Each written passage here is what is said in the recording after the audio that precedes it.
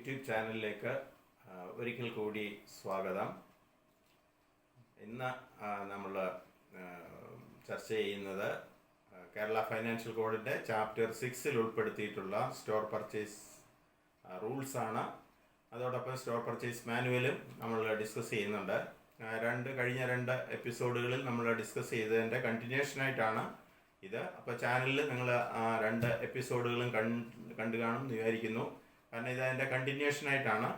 ഇന്ന് EMD Ernest മണി ഡെപ്പോസിറ്റിനെ കുറിച്ചും പിന്നെ സെക്യൂരിറ്റി ഡെപ്പോസിറ്റും ഒക്കെയാണ് നമ്മൾ ഡിസ്കസ് ചെയ്യുന്നത്.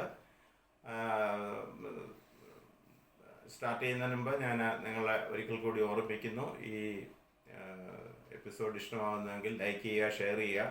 അതോടൊപ്പം ചാനൽ നിങ്ങൾ സബ്സ്ക്രൈബ് ചെയ്യുക. ഇതിൻ്റെ താഴെ കൊടുത്തിരിക്കുന്ന സബ്സ്ക്രൈബ് ബട്ടൺ അമർത്തി ബെൽ ബട്ടൺ കൂടി പ്രസ് ചെയ്യുമ്പോൾ തെളിയുന്ന ഓൾ എന്ന് പറയുന്ന ഓപ്ഷൻ എടുത്താൽ ഇതുവരെയുള്ള എല്ലാ വീഡിയോസും നിങ്ങൾക്ക് കാണാൻ പറ്റും എന്ന് ആവർത്തിച്ച് നിങ്ങളെ ഓർമ്മിപ്പിക്കുന്നു. സബ്ജക്റ്റിലേക്ക് കടക്കുന്നു. Store purchase manual. ഇന്ന് നമ്മൾ EMD ആണ് ഡിസ്കസ് ചെയ്യുന്നത്. What is EMD? Rule 132 of Kerala financial കോഡിലാണ് EMDയെ കുറിച്ച് പറയുന്നത്. A cash deposit as earnest money should be taken for every tender above ₹1 lakh or more. The amount of EMD shall be 1% rounded to nearest rupee of the total cost of articles tendered for. This is subject to a minimum of 1,500. അതായത് Ernest money deposit എപ്പോഴാണ് നമ്മൾ സ്വീകരിക്കുക, അല്ലെങ്കിൽ എപ്പോഴാണ് agency അല്ലെങ്കിൽ contractor submit ചെയ്യേണ്ടതെന്നാണ്. നമ്മളൊരു tender വിളിക്കുമ്പോൾ ആ ടെൻഡറിനോടൊപ്പമാണ് ഏണസ്റ്റ് മണി ഡെപ്പോസിറ്റ് സമർപ്പിക്കേണ്ടത്. വാക്കിൽ നിന്ന് തന്നെ വ്യക്തമാണ്. Earnest money deposit means the contractor or the supplier is earnest in his offer എന്നാണ് അതിൻ്റെ അർത്ഥം. അപ്പോൾ അതിൻ്റെ കൂടെ അദ്ദേഹം ടെൻഡർ സബ്മിറ്റ് ചെയ്യുമ്പോൾ അതിനോടൊപ്പം ഏണസ്റ്റ് മണി ഡെപ്പോസിറ്റ് സബ്മിറ്റ് ചെയ്യണം. ആ ഏണസ്റ്റ് മണി ഡെപ്പോസിറ്റ് എന്ന് പറയുന്നത് ആ എസ്റ്റിമേറ്റ് കോസ്റ്റിൻ്റെ, നമ്മൾ എത്ര രൂപയുടെ സാധനമാണോ പർച്ചേസ് ചെയ്യുന്നത്, ഡിപ്പാർട്ട്മെൻറ്റ് എത്ര രൂപയുടെ എസ്റ്റിമേറ്റ് ആണോ തയ്യാറാക്കിയിരിക്കുന്നത്, അതിൻ്റെ 1% ഏണസ്റ്റ് മണി ഡെപ്പോസിറ്റ് ആയിട്ട് സമർപ്പിക്കേണ്ടതാണ്. And this is subject to a minimum of 1,500 rupees ആണ്. ഇത് നിങ്ങൾ കൃത്യമായിട്ട് ഓർക്കണം, കാരണം അക്കൗണ്ട് ടെസ്റ്റിനൊക്കെ എപ്പോഴും ചോദിക്കുന്ന ചോദ്യമാണിത്. So the minimum of 1,500. No EMD is necessary in respect of supplies from government institutions, state public sector industries, government departmental units. പക്ഷേ എല്ലാവരും EMD സബ്മിറ്റ് ചെയ്യേണ്ട കാര്യമില്ല. കാരണം പ്രൈവറ്റ് ഏജൻസീസോ കോൺട്രാക്ടേഴ്സോ സപ്ലയേഴ്സോ ഒക്കെ ആണെങ്കിൽ മതി EMD നൽകേണ്ടത്. ഒരു ഗവൺമെൻറ് സ്ഥാപനമാണ് ഈ ടെൻഡർ പ്രോസസ്സിൽ പങ്കെടുക്കുന്നതെങ്കിൽ അവർ EMD സമർപ്പിക്കേണ്ട കാര്യമില്ല. കാരണം അവർക്ക് അങ്ങനെ ഒരു പ്രിഫറൻസ് കൊടുത്തിട്ടുണ്ട്. അതോടൊപ്പം പബ്ലിക് സെക്ടർ അണ്ടർടേക്കിങ്സ്, ഗവൺമെൻറ്റിൻ്റെ ഡിപ്പാർട്ട്മെൻറ്റൽ യൂണിറ്റ്സ് ഒക്കെ ആ ടെൻഡറിൽ പങ്കെടുക്കുന്നുവെങ്കിൽ അവരിൽ നിന്നൊന്നും EMD വാങ്ങി വെക്കേണ്ട കാര്യമില്ല. And EMD may be accepted either in cash. ഇനി EMD എങ്ങനെയാണ്, ഏതൊക്കെ രൂപത്തിലാണ് ഡിപ്പാർട്ട്മെൻറ്റിന് സ്വീകരിക്കാൻ കഴിയുക, ഇതും വളരെ പ്രധാനമാണ്. You can receive it in terms of cash or crossed bank transfer, DD ആയിട്ട് നമുക്ക് വാങ്ങാം. ട്രഷറി SB ഡെപ്പോസിറ്റ്സ് ആയിട്ട് വാങ്ങാം. സ്റ്റേറ്റ് ഗവൺമെൻറ് പ്രോമിസറി നോട്ട്സ് ആയിട്ട് വാങ്ങാം. ബാങ്ക് ഗ്യാരണ്ടി ആയിട്ട് വാങ്ങാം. Fixed deposit in State Bank for a period not less than 6 months. 6 മാസത്തിൽ കുറയാത്ത ഒരു FD ആണെങ്കിൽ അതും നമുക്ക് ഈ EMD ആയിട്ട് സ്വീകരിക്കാൻ അധികാരമുണ്ട്. And in the name of the purchaser. In case of procurement, ഇപ്പം ഞാൻ പറഞ്ഞു procurement ഉണ്ട്, ഇലക്ട്രോണിക് പ്രൊക്യൂർമെൻറ്റ്. ആ രീതിയിലാണ് ഈ ടെൻഡറിങ്ങിലൂടെയാണ് നമ്മൾ ട്രാൻസാക്ഷൻ നടത്തുന്നതെങ്കിൽ electronic mode of payment as defined in the tender notice will be applicable. അത് ടെൻഡർ നോട്ടീസിൽ സ്പെസിഫൈ ചെയ്തിരിക്കും ഏത് മോഡ് ഓഫ് പേയ്മെൻ്റ് ആണ് അക്സെപ്റ്റബിൾ എന്ന്. ആ രീതിയിൽ വേണം EMD സമർപ്പിക്കാൻ. അങ്ങനെ EMD സമർപ്പിച്ചിട്ടില്ല എങ്കിൽ അയാളുടെ ടെൻഡറിന് യാതൊരു വാല്യൂ അല്ലെങ്കിൽ അത് അക്സെപ്റ്റബിൾ ആയിരിക്കില്ല എന്ന് നിങ്ങൾ ഓർക്കുക. അടുത്തത് EMDയുടെ വാലിഡിറ്റിയെ കുറിച്ചാണ്. Provisions in store purchase manual with regard to EMD. Para 814 of store purchase manual. കാരണം സ്റ്റോർ പർച്ചേസ് റൂൾസും സ്റ്റോർ പർച്ചേസ് മാനുവലും സൈമിൾട്ടേനിയസ് ആയിട്ട് തന്നെ നമ്മൾ ഫോളോ ചെയ്യേണ്ടതാണ്. മാനുവൽ എന്താണെന്ന് ഞാൻ പറഞ്ഞു, റൂൾ എന്താണെന്ന് പറഞ്ഞു. ആ റൂളിൻ്റെ അഡ്മിനിസ്ട്രേറ്റീവ് ഇൻസ്ട്രക്ഷനാണ് മാനുവൽ എന്ന് പറയുന്നത്. അപ്പോൾ രണ്ടും കൂടെ ചേർത്തിട്ട് നമുക്ക് ഈ പർച്ചേസ് നടത്താൻ കഴിയുള്ളൂ. സോ മാനുവൽ പറയുന്നത് EMD is valid four a period of 45 days beyond the final tender validity period. അതായത് ടെൻഡറിൻ്റെ വാലിഡിറ്റി പീരീഡ് എത്രയാണോ അത് കഴിഞ്ഞാൽ 45 ദിവസത്തേക്ക് പിന്നെ EMDക്ക് വാലിഡിറ്റി ഉണ്ടാകും. It is valid four a period of 45 days beyond the final validity period. അതിനിടയ്ക്ക് അവർ അല്ലെങ്കിൽ ഒന്നുകിൽ അത് പുതുക്കുന്നില്ല എങ്കിൽ പിന്നെ അത് ഇൻവാലിഡ് ആയി പോകും. ദെൻ പാര 815 ഫർഫീച്ചർ ഓഫ് EMD ഉപേക്ഷിക്കുന്ന എപ്പോഴാണ്? EMD will be forfeited if the tender withdraws or amends its tender or impairs or derogates from the tender within the period of validity of its tender. If the successful tenderer fails to furnish the required performance security within the specific period, EMD will be forfeited. ഇത് വിവിധ സാഹചര്യങ്ങളാണ് EMD എങ്ങനെയാണ് ഫർഫീറ്റ് ചെയ്യപ്പെടുന്നത്. കാരണം EMD നമ്മൾ ഡെപ്പോസിറ്റായിട്ട് department receive ചെയ്ത് വെക്കും. അപ്പോൾ EMD റിസീവ് ചെയ്ത് കഴിഞ്ഞാൽ ഇഫ് ദ ടെൻഡർ വിത്ഡ്രോസ്, അയാൾ യാതൊരു നോട്ടീസും ഇല്ലാതെ അയാൾ വിത്ഡ്രോ ചെയ്യുകയാണ്, അങ്ങനെയാണെങ്കിൽ അയാളുടെ EMD തിരിച്ചു കൊടുക്കില്ല. ഇറ്റ് വിൽ ബി ഫർഫീറ്റഡ് ടു ഗവൺമെൻറ്റിൻ്റെ റവന്യൂ റെസീറ്റിലേക്ക് അത് ക്രെഡിറ്റ് ചെയ്യപ്പെടും. അല്ലെങ്കിൽ അയാൾ ടെൻഡറിൽ എന്തെങ്കിലും അമെൻമെൻറ്റ്സ് നമ്മുടെ ടെൻഡർ ഫോം അയാൾ തിരുത്തുന്നുവെങ്കിൽ അതും ഒരു ഇൻഡിസിപ്ലിൻഡ് ആക്ഷനാണ്. അപ്പോഴും നമ്മൾ EMD ഫർഫീറ്റ് ചെയ്യും. പിന്നെ it impairs or derogates from the tender within the period of validity. ഏതെങ്കിലും തരത്തിൽ അത് മാനിപ്പുലേറ്റ് ചെയ്യുന്നുവെങ്കിൽ ടെൻഡറിൽ അയാൾ എന്തെങ്കിലുമൊക്കെ ഇപ്പം നമ്മുടെ സ്പെസിഫിക്കേഷൻസ് അനുസരിച്ചിട്ടല്ല അല്ലെങ്കിൽ നമ്മുടെ കണ്ടീഷൻസ് ഒന്നും ഫോളോ ചെയ്യുന്നില്ല എന്നൊക്കെ തോന്നിയാൽ നമുക്ക് സ്ട്രൈറ്റ് അവേ ഒരു പണിഷ്മെൻ്റ് ആയിട്ട് EMD ഫർഫീറ്റ് ചെയ്യാൻ പറ്റും. EMD ഫർഫീറ്റ് ചെയ്യുക എന്ന് പറഞ്ഞാൽ അതിൻ്റെ അർത്ഥം നമ്മൾ ഡെപ്പോസിറ്റിൽ റിസീവ് ചെയ്ത് വെച്ചിരിക്കുന്ന EMD ഗവൺമെൻറ്റിൻ്റെ റവന്യൂ റെസീറ്റിലേക്ക് ക്രെഡിറ്റ് ചെയ്യും എന്നാണ് അതിൻ്റെ അർത്ഥം. And another condition is if the successful tenderer, ഇനി അയാൾ ഒരു particular agency, he was the successful tenderer, പക്ഷേ അയാൾ ഒരു നോട്ടീസ് അയക്കുമ്പോൾ അയാൾ എഗ്രിമെൻ്റ് എക്സിക്യൂട്ട് ചെയ്യാൻ വരുമ്പോൾ അതോടൊപ്പം അയാൾ പെർഫോമൻസ് ഗ്യാരണ്ടി വെക്കേണ്ടതുണ്ട്. അങ്ങനെ പെർഫോമൻസ് ഗ്യാരണ്ടി വെക്കാൻ അയാൾ വിസമ്മതിച്ചാൽ അല്ലെങ്കിൽ അക്കാര്യത്തിൽ ഒരു വീഴ്ച വരുത്തിയാൽ again the EMD will be forfeited and his offer will be cancelled. ഇനി അടുത്ത റീഫണ്ട് ഓഫ് EMD ആണ്. അതായത് മാനുവൽ പറയുന്നത്, മാനുവലിൻ്റെ പാര 816, മാനുവൽ എന്ന് പറയുന്നത് സ്റ്റോർ പർച്ചേസ് മാനുവൽ 2013 ഞാൻ ഉദ്ദേശിക്കുന്നത്. EMD of all unsuccessful tenderers should be returned without any interest at the earliest after expiry of the final tender validity period. ആ ടെൻഡർ വാലിഡിറ്റി പീരീഡ് കഴിഞ്ഞാൽ ആ നമ്മൾ വാങ്ങി വെച്ച EMD അദ്ദേഹത്തിന് തിരിച്ചു കൊടുക്കണം. പക്ഷെ അങ്ങനെ തിരിച്ചു കൊടുക്കുമ്പോൾ interest payment is not admissible. അതിന് ഇൻട്രസ്റ്റ് ഒന്നും കൊടുക്കേണ്ട ബാധ്യത ഗവൺമെൻറ്റിന് ഉണ്ടായിരിക്കുകയില്ല. And it should not be later than 30 days after conclusion of the contract. ഇപ്പോൾ നമ്മൾ ലോവസ്റ്റ് ടെൻഡറെ അക്സെപ്റ്റ് ചെയ്താൽ പിന്നെ ബാക്കിയുള്ള എല്ലാ ടെൻഡറേഴ്സിനും നമ്മൾ EMD തിരിച്ചു കൊടുക്കണം. അങ്ങനെ തിരിച്ചു കൊടുക്കേണ്ടത് എപ്പോഴെങ്കിലും തിരിച്ചു കൊടുത്താൽ പോരാ. It should be return after conclusion of the tender 30 days after conclusion of the contract. ആ കോൺട്രാക്ട് L1 ഫസ്റ്റ് ലോവസ്റ്റുമായിട്ട് നമ്മൾ കരാറ് ഏർപ്പെട്ട് കഴിഞ്ഞാൽ അന്ന് മുതൽ 30 ദിവസത്തിനകം അത് എല്ലാവരുടെയും EMD ഗവൺമെൻറ് ഡിപ്പാർട്ട്മെൻറ്റ് തിരിച്ചു കൊടുക്കാൻ ബാധ്യസ്ഥരാണ്. EMD of the successful tender may be return after receipt of performance security. ഈ സക്സസ്ഫുൾ ടെൻഡറുടെ ആർക്കാണോ നമ്മൾ സപ്ലൈ ഓർഡർ കൊടുക്കുന്നത് അദ്ദേഹത്തിൻ്റെ EMD തിരിച്ചു കൊടുക്കാം, പ്രൊവൈഡഡ് പെർഫോമൻസ് സെക്യൂരിറ്റി പറഞ്ഞ റേറ്റിൽ, അതായത് 5% ആണ് നമ്മൾ കാണാൻ പോകുന്നു.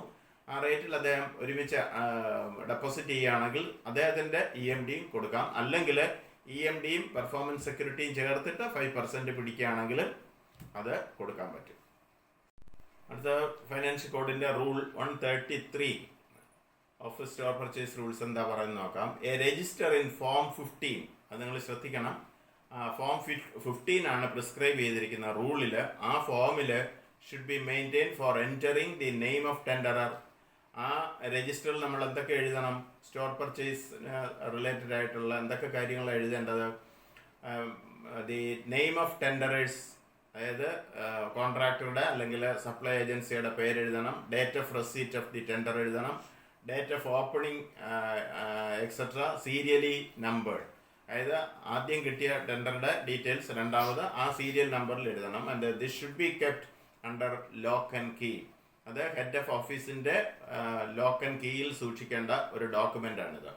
The tenders should be opened by the head of office in the same order in which they have been received, and each should be dated and initial. The names of representatives should also be entered. നമ്മൾ tender പൊട്ടിക്കുമ്പോൾ tender വാങ്ങുന്ന നമ്മളൊരു tender ബോക്സിലായിരിക്കണം എന്ന് central vigilance കമ്മീഷൻ്റെ instruction ഉണ്ട്. അതിനനുസരിച്ച് നമ്മൾ tender എടുക്കുമ്പോൾ അതിനെ സീരിയൽ നമ്പർ ചെയ്തിട്ട് വേണം. ഹെഡ് ഓഫ് ഓഫീസാണ് അത് പൊട്ടിക്കുന്നത്. പക്ഷെ അത് ടെൻഡർ ഓപ്പൺ ചെയ്യുന്നത് either it is in the presence of the supplier himself or in the presence of an authorised agent. അദ്ദേഹത്തിൻ്റെ ഓതറൈസ്ഡ് റെപ്രസെൻറ്റേറ്റീവിൻ്റെ അല്ലെ റെപ്രസെൻറ്റേറ്റീവ്സിൻ്റെ സാന്നിധ്യത്തിൽ മാത്രമേ ഓരോ ടെൻഡറും പൊട്ടിക്കാൻ പാടുള്ളൂ. കാരണം അവരെ ബോധ്യപ്പെടുത്തണം അതിൻ്റെ ബോണഫൈഡ്സ് ഒക്കെ എന്നാണ് അർത്ഥം. The envelopes should be preserved along with the tenders. അവരൊരു എൻവലപ്പ് കവറിലായിരിക്കും നമുക്ക് ടെൻഡർ അയച്ചു തരുന്നത്. ആ എൻവലപ്പും ഇറ്റ് ഈസ് വെരി ഇമ്പോർട്ടൻ്റ്, അത് സൂക്ഷിച്ച് വെക്കേണ്ടതാണ്. The file of tenders should be preserved for a minimum of 5 years. That is important. അത് പരീക്ഷയ്ക്ക് എപ്പോഴും ചോദിക്കുന്നതാണ്. എത്ര കാലം ഈ ടെൻഡർ അവരുടെ എൻവലപ്പും അവരുടെ ഓഫറും സൂക്ഷിക്കണം എന്നാണ്. Minimum 5 years should be kept. എന്തുകൊണ്ടാണ്?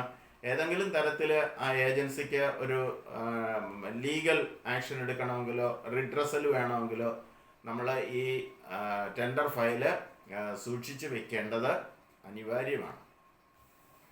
ഇനി അടുത്തത് നമ്മൾ rule on 34 entertainment of tenders. അത് ഏതൊക്കെ സാഹചര്യങ്ങളിലാണ് നമ്മൾ ടെൻഡർ പൊട്ടിക്കുമ്പോൾ ആ ടെൻഡർ റിജക്റ്റ് ചെയ്യേണ്ട സാഹചര്യം ഏതൊക്കെയാണെന്ന് സ്പെസിഫൈ ചെയ്തിട്ടുണ്ട്. നമുക്ക് നോക്കാം. Tenders in the prescribed form accompanied by the requisite EMD and received before the time prescribed should be included for consideration. അതായത് എല്ലാ ടെൻഡർ ഫോമിൻ്റെ കൂടെയും ആ റേറ്റിൽ നമ്മൾ പ്രിസ്ക്രൈബ് ചെയ്യുന്ന റേറ്റിലുള്ള EMD വെച്ചിട്ടുണ്ടെങ്കിൽ അത് അക്സെപ്റ്റ് ചെയ്യുന്നതാണ്, അത് കൺസിഡർ ചെയ്യാവുന്ന ഓഫറാണ്. And when the tender is not signed, ഇനി ടെൻഡർ റിജക്റ്റ് ചെയ്യുന്ന സാഹചര്യങ്ങളാണ് പറയുന്നത്. If the tender form is not duly signed, കൃത്യമായി അത് സൈൻ ചെയ്തിട്ടില്ല എങ്കിൽ അതിന് യാതൊരു വാലിഡിറ്റി ഉണ്ടാവില്ല. It will be rejected.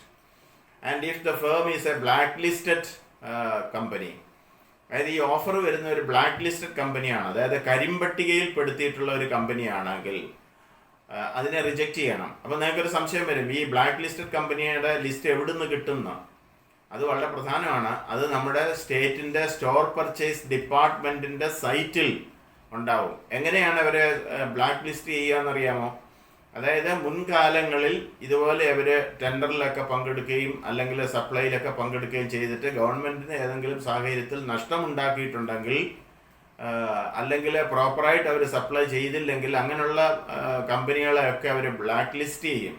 അവിടെ നിന്നും പിന്നെ ഒരു ഫ്യൂച്ചറായിട്ട് ഒരു ഡിപ്പാർട്ട്മെൻറ്റിനും സ്റ്റേറ്റ് ഗവൺമെൻറ്റിൻ്റെ കീഴിലുള്ള ഒരു ഡിപ്പാർട്ട്മെൻറ്റിനും പർച്ചേസ് ചെയ്യാൻ പാടില്ല. അതുകൊണ്ടാണ് നമ്മൾ ഓരോ ടെൻഡർ ഫൈനലൈസ് ചെയ്യുമ്പോഴും അവർ ബ്ലാക്ക് ലിസ്റ്റഡ് കമ്പനിയാണോ എന്ന് വെരിഫൈ ചെയ്യണം. അത് സ്റ്റോർ പർച്ചേസ് ഡിപ്പാർട്ട്മെൻ്റ് ആണ് ആ ലിസ്റ്റ് സൂക്ഷിക്കുന്നത്. അപ്പോൾ ബ്ലാക്ക് ലിസ്റ്റഡ് കമ്പനി ആണെങ്കിൽ നമ്മൾ ടെൻഡർ റിജക്റ്റ് ചെയ്യും. Then if it is received late, ഇപ്പോൾ നമ്മൾ 20-ാം തീയതി 3 മണി വരെയാണ് ടെൻഡർ റിസീവ് ചെയ്യുന്നതെന്ന് പറഞ്ഞാൽ ഒരു 3:10 ഒരാൾ കൊണ്ടുവന്നാൽ it will not be accepted. അപ്പോൾ സ്റ്റിപ്പുലേറ്റഡ് ടൈം കഴിഞ്ഞാണ് ഒരു ടെൻഡർ റിസീവ് ചെയ്യുന്നതെങ്കിൽ റിജക്റ്റ് ചെയ്യും. പക്ഷെ അവിടെ ഒരു എക്സെപ്ഷൻ ഉള്ളത്, tenders received by post. By പോസ്റ്റിലാണ് നമുക്കൊരു ടെൻഡർ കിട്ടുന്നത്. And the date but before opening may also be considered. പക്ഷെ നമ്മൾ പറഞ്ഞ പ്രിസ്ക്രൈബ്ഡ് ടൈം കഴിഞ്ഞിട്ടാണ് ആ പോസ്റ്റിലൂടെ ടെൻഡർ ഓഫർ വരുന്നത്. പക്ഷേ നമ്മൾ it so happen that it was before opening the tender. ഇപ്പോൾ 3 മണി വരെയാണ് നമ്മൾ സ്വീകരിക്കുന്നത്, പക്ഷേ ടെൻഡർ ഓപ്പൺ ചെയ്യുന്നത് നമ്മൾ 4 മണിക്കായിരിക്കും. അപ്പോൾ ഇതിനിടയ്ക്കാണ് കിട്ടുന്നതെങ്കിൽ, എനിവേ ടെൻഡർ ഓപ്പൺ ചെയ്യുന്നതിന് മുമ്പാണ് കിട്ടുന്നതെങ്കിൽ അത് നമ്മൾ അക്സെപ്റ്റ് ചെയ്യാവുന്നതാണ്. സോ അടുത്തത് rule 135 of Kerala financial code. വളരെ പ്രധാനപ്പെട്ട ഒരു റൂളാണിത്. The financial status and the previous performance of the tenderers should be considered in addition to other relevant factors.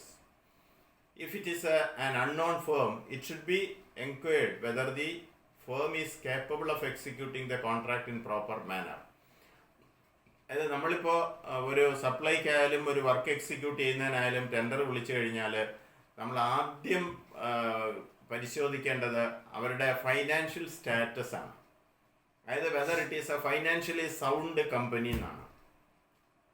അപ്പോൾ അതിൻ്റെ പ്രാധാന്യം എന്താണെന്ന് വെച്ച് കഴിഞ്ഞാൽ ഒരുപാട് നഷ്ടത്തിലൊക്കെ ഓടുന്ന കമ്പനിയാണെങ്കിൽ അവരുടെ സപ്ലൈയും അവരുടെ പിന്നെ ക്വാളിറ്റി ഓഫ് മെറ്റീരിയൽസും ഒക്കെ മോശമാകാനുള്ള സാധ്യതയുണ്ട്.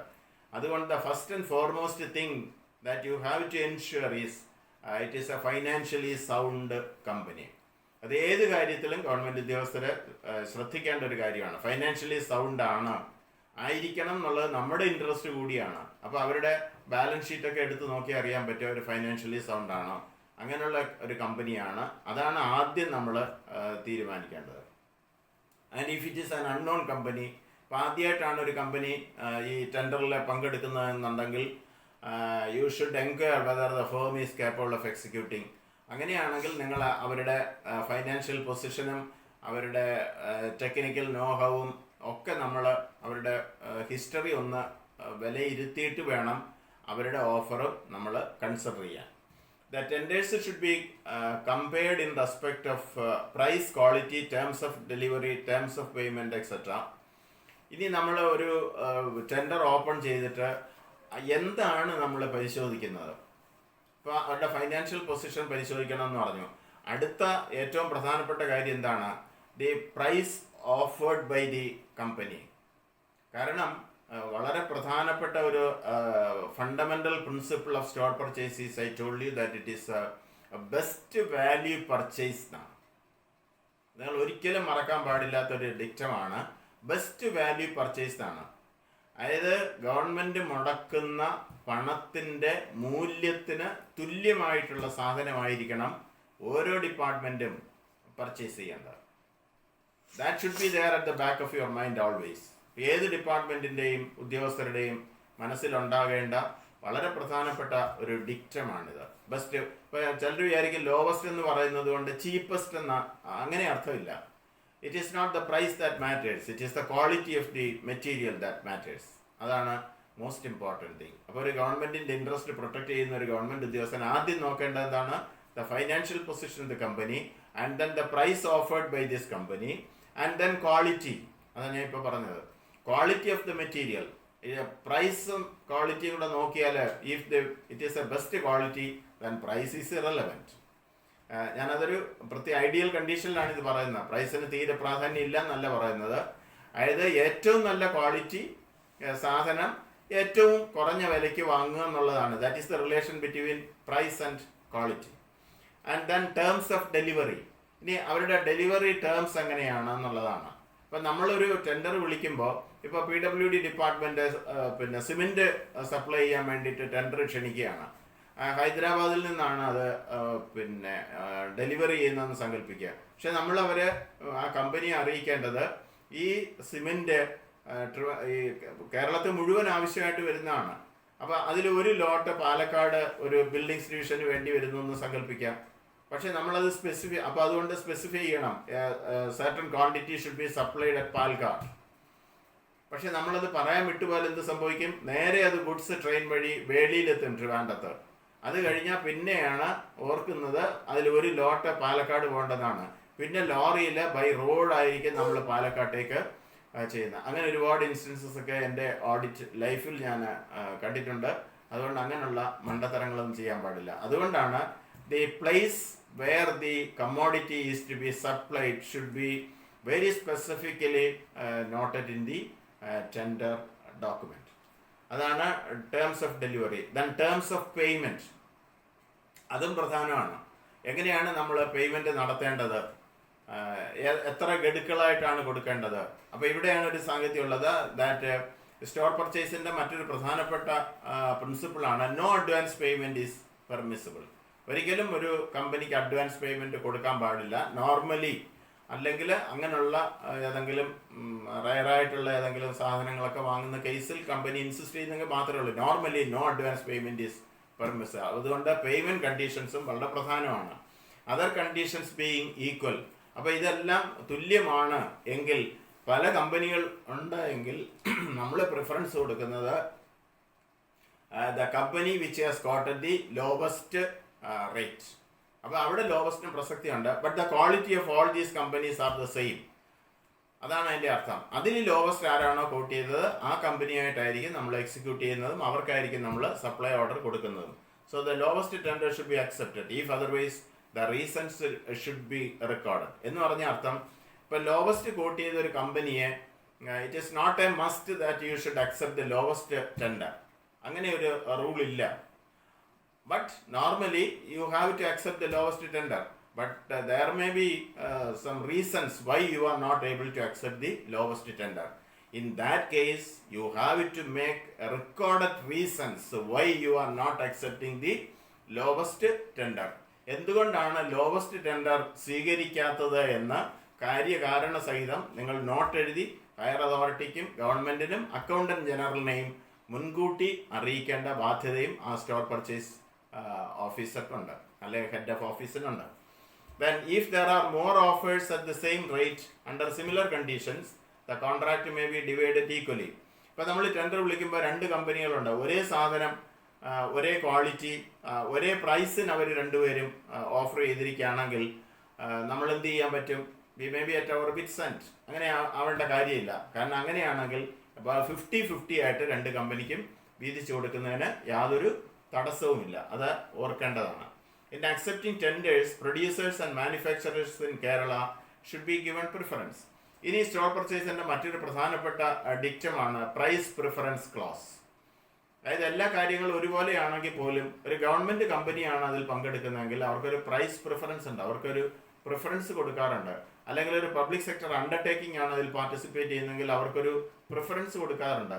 അത് ഗവൺമെന്റിന്റെ ഒരു പോളിസിയാണ്. ആ പോളിസിയുടെ ബേസിസ് എന്താണെന്ന് വെച്ചാൽ to encourage the government institutions or organizations and the public sector undertakings. അവരെയൊക്കെ പ്രോത്സാഹിപ്പിക്കുന്നതിന് വേണ്ടിയിട്ടാണ് ഇങ്ങനെ ഗവൺമെൻറ് ഒരു പോളിസി ഇവോൾവ് ചെയ്തിരിക്കുന്നത്. അതിനെയാണ് പ്രൈസ് പ്രിഫറൻസ്. ഒരു പ്രൈവറ്റ് ഏജൻസിയും കോട്ട് ചെയ്യുന്നു, ഒരു ഗവൺമെൻറ് ഏജൻസിയും കോട്ട് ചെയ്താൽ preference should be given to the government company. So ആ പ്രിഫറൻസ് എത്രയാണ്? A price preference of up to 15% or more in special cases are offered. Even you can give a price preference of 15%. ഇപ്പോൾ ഒരു private company 100 രൂപയാണ് coat ചെയ്യുന്നതെന്നുണ്ടെങ്കിൽ 115 രൂപയാണ് government company ആ സ്ഥാനത്ത് quote ചെയ്യുന്നതെങ്കിൽ you should go by the government company. കാരണം 15% വരെ price പ്രിഫറൻസിന് government കമ്പനീസിന് അവകാശമുണ്ട്, അല്ലെങ്കിൽ അതിനനുസരിച്ച് റൂളുണ്ട്. അത് പാലിച്ചിട്ട് വേണം. അവിടെ ലോവസ്റ്റ് കോട്ടരായിട്ട് നമ്മൾ കൺസിഡർ ചെയ്യേണ്ടത് ഗവൺമെൻറ് കമ്പനിയെ തന്നെ ആയിരിക്കും. ഇത് വളരെ പ്രധാനമാണ്. അടുത്ത price preference as per store purchase manual. അങ്ങനെ 15% പറഞ്ഞു, പക്ഷെ അതിന് ചെറിയ വേരിയേഷൻസ് ഉണ്ട്. ഏതൊക്കെ സാഹചര്യത്തിലാണെന്ന് നോക്കാം. The following price preference may be allowed for products of private industries within Kerala as a measure of encouragement. Even private industries within Kerala ഒരു കമ്പനി അപ്ലൈ ചെയ്യുന്നു, ഔട്ട്സൈഡ് കേരള ഒരു കമ്പനി അപ്ലൈ ചെയ്യുന്നെങ്കിൽ നമ്മളെപ്പോഴും പ്രിഫറൻസ് കൊടുക്കുന്നത് വിത്തിൻ കേരള ആയിരിക്കും. അത് നമ്മുടെ സംസ്ഥാനത്തിൻ്റെ ഒരു പോളിസിയാണത്. ആ രീതിയിൽ 15% for industries in which government have shares. ഗവൺമെൻറ്റിന് ഷെയറുള്ള കമ്പനിയാണെങ്കിൽ അവർക്ക് 15% വരെ പ്രൈസ് പ്രിഫറൻസിന് എലിജിബിലിറ്റി ഉണ്ട്. 10% ഫോർ അതർ ഇൻഡസ്ട്രീസ്. കേരളത്തിൽ തന്നെയുള്ള വിത്തിൻ ദ സ്റ്റേറ്റ് ആണെങ്കിൽ അവർക്ക് 10% വരെയാണ് ഈ പ്രൈസ് പ്രിഫറൻസിന് എലിജിബിലിറ്റി ഉള്ളത്. Then 15% for charitable institutions. ഏതെങ്കിലും ചാരിറ്റബിൾ ഇൻസ്റ്റിറ്റ്യൂഷൻസ് ആണ് കമ്മോഡിറ്റി അല്ലെങ്കിൽ സ്റ്റോർ സപ്ലൈ ചെയ്യാനായിട്ട് മുൻപോട്ട് വരുന്നതെങ്കിൽ അവർക്ക് 15% വരെ. കാരണം after all they are charitable institutions registered under Travancore Cochin literary scientific and charitable act 1955 within the district of their location. അവർ ഏത് ഡിസ്ട്രിക്റ്റിൽ വർക്ക് ചെയ്യുന്നോ ആ ഡിസ്ട്രിക്റ്റിലേക്കാണ് സപ്ലൈ എങ്കിൽ അവർക്ക് 15% വരെ നമുക്ക് പ്രൈസ് പ്രിഫറൻസ് കൊടുക്കാൻ പറ്റും. അടുത്ത റൂൾ 136 ആണ് ടെൻഡർ ആൻഡ് പെക്യൂനിയറി ഇൻട്രസ്റ്റ്. അതായത് സാമ്പത്തികമായിട്ട് ഗവൺമെൻറ് ഉദ്യോഗസ്ഥർക്ക് എന്തെങ്കിലുമൊക്കെ താല്പര്യം ആ കമ്പനിയായിട്ട് ടെൻഡർ സബ്മിറ്റ് ചെയ്യുന്ന കമ്പനിയായിട്ടുണ്ടെങ്കിൽ ചില ഓർഡേഴ്സ് ഉണ്ട്. എന്താണെന്ന് നോക്കൂ. No government servant shall deal with a tender in which he or any of his relations has any pecuniary or other interest. ഇപ്പോൾ ആ ഗവൺമെൻറ് ഓഫീസർക്ക് നമ്മളിപ്പോൾ ടെൻഡർ വിളിക്കുമ്പോൾ അതിൽ പാർട്ടിസിപ്പേറ്റ് ചെയ്യുന്നൊരു കമ്പനിയായിട്ട് അവർക്ക് എന്തെങ്കിലും സാമ്പത്തിക ഇൻവോൾവ്മെൻ്റ് ഉണ്ടെങ്കിൽ, അല്ലെങ്കിൽ അദ്ദേഹത്തിൻ്റെ ക്ലോസ് റിലേറ്റീവ്സിന് അതിൽ ഷെയറൊക്കെ ഉണ്ട് എന്ന് പറയുന്ന സാഹചര്യത്തിൽ it is better that he should keep aloof. അദ്ദേഹം ആ ടെൻഡറിൽ നിന്ന്, പ്രോസസ്സിൽ നിന്ന് മാറി നിൽക്കേണ്ടതാണ്. Then rule 137, no satisfactory tender is received. If no satisfactory tender is received in response to an invitation of tender, fresh tenders should be invited. ഇപ്പോൾ എപ്പോഴും നമ്മൾ ടെൻഡർ വിളിക്കുമ്പോൾ നിങ്ങൾ തന്നെ നിങ്ങൾക്കറിയാം പലപ്പോഴും ടെൻഡർ ഓഫറുകൾ വരാറില്ല. അങ്ങനെ വരുന്ന സാഹചര്യം, ഒരു ടെൻഡറും വരുന്നില്ലെങ്കിൽ നമുക്ക് എന്ത് ചെയ്യാം? ഫ്രഷ് ടെൻഡേഴ്സ് ഉടൻ തന്നെ വിളിക്കണം. Then rule 138, if the total cost exceeds the financial powers, when the total cost of articles is beyond the financial powers of the purchasing officer, he should forward it to the recommendations to higher authorities in government for orders. ഇപ്പോൾ നമ്മളൊരു estimate എടുത്തിട്ട് ആ particular ഓഫീസറുടെ delegation of പവേഴ്സിന് അകം വരുന്നത് ഒരു ടെൻഡറാണ് നമ്മൾ process ചെയ്ത് ടെൻഡർ വിളിക്കുന്നതെങ്കിലും അതിൻ്റെ ഓഫർ വരുമ്പോൾ it may so happen that it exceeds the delegation of powers of that particular purchasing officer. അദ്ദേഹത്തിൻ്റെ സാമ്പത്തിക പരിധിക്ക് പുറത്താണ് ആ ഓഫർ വരുന്നതെങ്കിൽ അത് ഹയർ അതോറിറ്റീസിൻ്റെ സാങ്ഷന് വേണ്ടിയിട്ട്, അല്ലെങ്കിൽ ഗവൺമെൻറ്റിൻ്റെ തന്നെ വലിയ എമൗണ്ട് ആണെങ്കിൽ ഗവൺമെൻറ്റിൻ്റെ തന്നെ സാങ്ഷന് വേണ്ടിയിട്ട് സബ്മിറ്റ് ചെയ്യേണ്ടതാണ്. അപ്പോൾ ഇതും വളരെ പ്രധാനപ്പെട്ട ഒരു റൂളാണ്. സോ അടുത്തത് റൂൾ 139 ആണ്, communication of acceptance of tenders. അപ്പോൾ നമ്മൾ ടെൻഡറെല്ലാം പരിശോധിച്ച് കഴിഞ്ഞു. അതിൽ ലോവസ്റ്റ് കോട്ട് ചെയ്ത ആളിനെ നമ്മൾ അക്സെപ്റ്റബിൾ ആണെന്ന് വന്നാൽ how is it to be communicated to the successful tenderer എന്നാണ് പറയുന്നത്. When a tender has been once accepted, the acceptance should be communicated to the successful tenderer expeditiously before the period of firmness, if any, expires. അതായത് ഇപ്പോൾ ഒരു firm period നമ്മൾ discuss ചെയ്തതാണ് കഴിഞ്ഞ store പർച്ചേസിൻ്റെ എപ്പിസോഡിൽ. Firm period എന്ന് പറഞ്ഞാൽ രണ്ടുപേരും എഗ്രി ചെയ്താൽ ഒരു 2 മാസം വരെ നമുക്ക് വേണമെങ്കിൽ അതിൻ്റെ വാലിഡിറ്റി, ആ കോൺട്രാക്റ്റിൻ്റെ വാലിഡിറ്റി എക്സ്റ്റെൻഡ് ചെയ്യാം. At the instance of the government or at the instance of the supplier. രണ്ടുപേർക്കും അങ്ങനെ ഒരു സൗകര്യമുണ്ട്. പക്ഷേ ഇവിടെ എന്താണ്, നമ്മൾ അക്സെപ്റ്റ് ചെയ്ത് കഴിഞ്ഞാൽ വളരെ പെട്ടെന്ന് തന്നെ, കാരണം time is the essence of everything. അതുകൊണ്ട് വളരെ പെട്ടെന്ന് തന്നെ അത് കോൺട്രാക്ടറെ അല്ലെങ്കിൽ ആ സപ്ലയറെ നമ്മൾ അക്സെപ്റ്റ് ചെയ്ത വിവരം അറിയിക്കേണ്ടതാണ്. ആൻഡ് അത് വിശേഷം ആ ഫേം പീരീഡ് എന്ന് പറഞ്ഞാൽ, ആ ഫേം പീരീഡ് കഴിഞ്ഞാൽ പിന്നെ ഒന്നും ചെയ്യാൻ പറ്റില്ല. അപ്പോൾ ആ ഫേം പീരീഡിനകം തന്നെ, ഫേം പീരീഡ് എന്ന് പറഞ്ഞാൽ അതിൻ്റെ അർത്ഥവും ഞാൻ പറഞ്ഞതാണ്.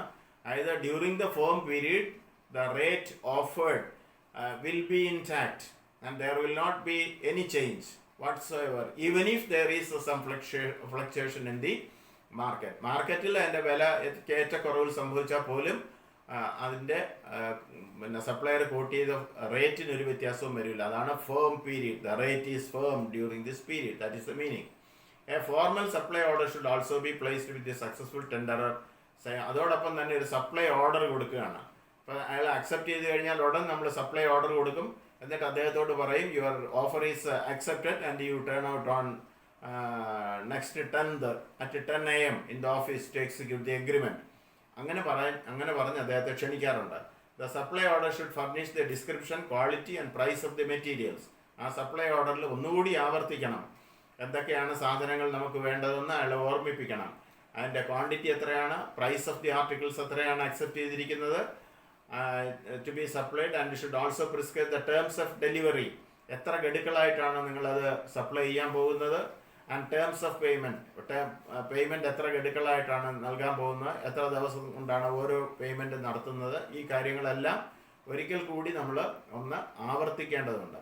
Clear despatch instructions should also be given to the supplying firm. കൃത്യമായ ഡെസ്പാച്ച് ഇൻസ്ട്രക്ഷൻസും, എങ്ങോട്ടാണ് അത് ഡെസ്പാച്ച് ചെയ്യേണ്ടത്, ഈ വിവരങ്ങളൊക്കെ ഞാൻ നേരത്തെ പറഞ്ഞതുപോലെ ഫേമിനെ അറിയിക്കേണ്ടതുണ്ട്.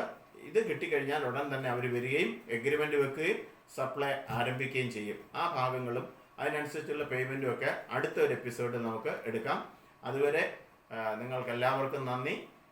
ഒരിക്കൽ കൂടി ഓർമ്മിപ്പിക്കുന്നു, ഈ ചാനൽ നിങ്ങൾ സബ്സ്ക്രൈബ് ചെയ്യുക. So that you will get the next video also.